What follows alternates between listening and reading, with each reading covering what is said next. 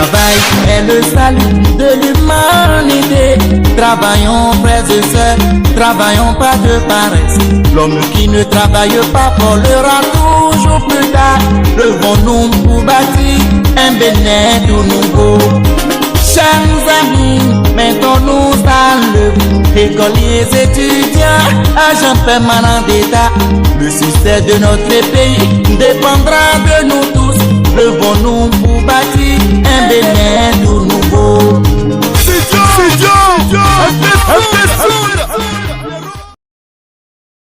Mes salutations les plus chaleureuses envers tout le forum et souhaite le bienvenu à tous les nouveaux étudiants. Le cours de ce jour a pour thème étude d'une carte mère d'ordinateur. Voici le sommaire. En petit 1, nous aurons à définir ce que c'est qu'une carte mère. En petit 2, les différents formats de carte mère. En petit 3, les différents composants d'une carte mère. Et en petit 4, le fonctionnement d'une carte mère. Abordons le petit 1. Qu'est-ce qu'une carte mère? La carte mère est la plaquette contenant tous les circuits électroniques et plus nécessaires au traitement de l'information dans un ordinateur. Voilà les différents formats de carte mère. Nous avons étudié dans le cours précédent les différents formats d'une carte mère. Pour rappel synthétique, il existe 4 grandes catégories de cartes mères.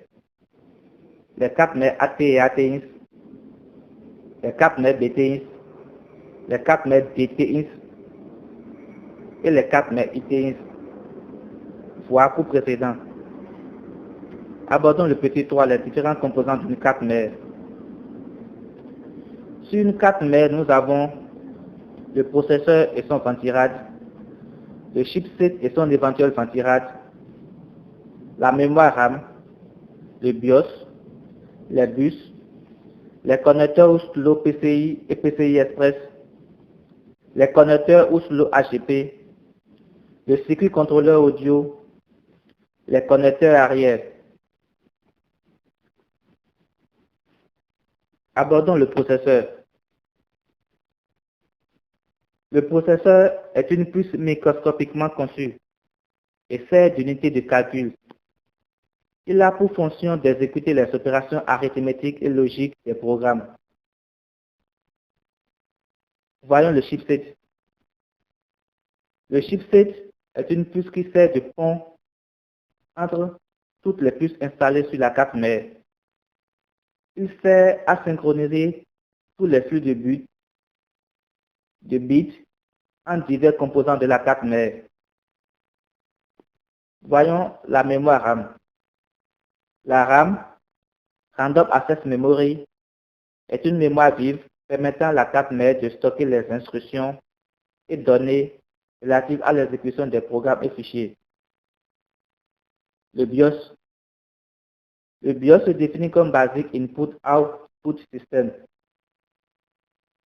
Il est la puce contenant le programme d'initialisation de tous les autres composants connectés à la carte mère. Étudions les bus. Les bus sont tout simplement les lignes tirées de part et d'autre sur la carte mère. Ils servent à relier les composants entre eux pour le transfert des bits. Abordons les connecteurs slow PCI et PCI Express. Les connecteurs PCI périphériques Component Interconnect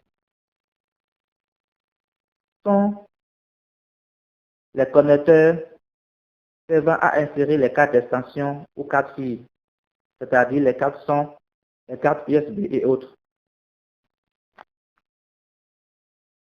Les connecteurs AGP, Accelerated Graphic Port, servent à insérer les cartes graphiques VGA d'extension. Nous avons aussi le circuit contrôleur audio. Cette puce, souvent marquée Realtek, contient les programmes ou pilotes nécessaires à l'exécution des sons. Étudions maintenant les connecteurs arrière. Une multitude de connecteurs sont disponibles à l'extrémité arrière d'une carte mère. Nous avons les connecteurs jack pour les écouteurs, les ports VGA intégrés à la carte mère, les ports USB, le port réseau RJ45 les ports PS2 pour les souris et autres. Voyons maintenant le petit 4 qui est le fonctionnement d'une carte mère. Les programmes et fichiers de l'utilisateur sont stockés sur le disque dur. Lorsque l'utilisateur clique sur un programme ou un fichier Word par exemple, ce programme est déversé dans la mémoire RAM. Les instructions contenues dans ce programme ou fichier sont transférées vers le processeur qui les exécute en collaboration avec la puce adaptée au fichier. Si c'est un son, le processeur fait appel à la puce audio. Si c'est une vidéo, le processeur fait appel à la carte graphique. Si c'est une sauvegarde sur une clé USB, le processeur collabore avec le contrôleur USB. Si c'est un téléchargement, le processeur fait appel à la carte réseau, et ainsi de suite. Une fois toutes les instructions relatives au programme ou au fichier exécuté, alors le résultat est renvoyé à l'écran pour la vue ou vers le haut-parleur pour l'audio. Ainsi prend fin le cours de ce jour. Je remercie chacun de vous pour sa fidélité. Je rappelle à chaque cours qui sera organisé dans les mois à venir des séances de pratique. Ce sera un plaisir pour moi de répondre à vos différentes questions. Merci.